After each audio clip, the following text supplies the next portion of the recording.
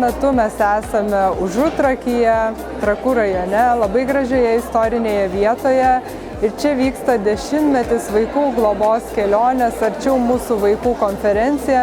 Mes turime didžiulę šventę, kur susirinkę daugybę specialistų, globojančių šeimų, globojamų vaikų, politikos formuotojų ir mes minime 10 metų vaikų globos pertvarkos. Šis renginys labai ypatingas mūsų šaliai, mūsų Lietuvai, mūsų vaikam. Nes per 10 metų mes pasiekėm labai aukštus rezultatus, mūsų vertino ir Europos komisija, ir Lietuvos politikos formuotojai.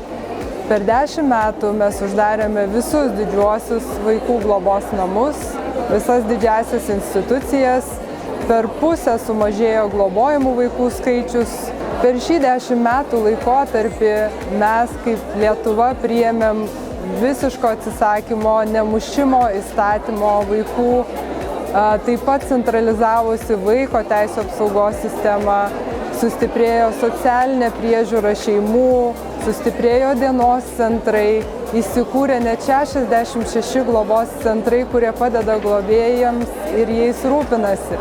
Ir šiandien iš beveik 6 000 globojamų vaikų, beveik 5 000 vaikų gyvena šeimos aplinkoje. Tai yra labai dideli rezultatai, kuriais mes norime džiaugtis ir didžiuotis. Kadangi šis renginys vyksta per globos savaitę, o per globos savaitę mes šviečiame, kviečiame visuomenę ne tik prisidėti gerų žodžių prie globėjų, tačiau ir imtis veiksmo, imtis poveikio globoti, priimti vaiką į savo namus. Aš labiausiai noriu palinkėti specialistams, kad jie nuolat budėtų, eitų pirmin dėl kiekvieno mūsų vaiko. Tai nėra kitų vaikai, tai yra mūsų vaikai ir mes turime užtikrinti jiems saugią vaikystę. Ne tik mes specialistai, bet ir kiekviena Lietuvos šeima, kiekvienas suaugęs žmogus, kad atrastų santykį, pakviestų vaiką, kuriam reikia globos į savo namus.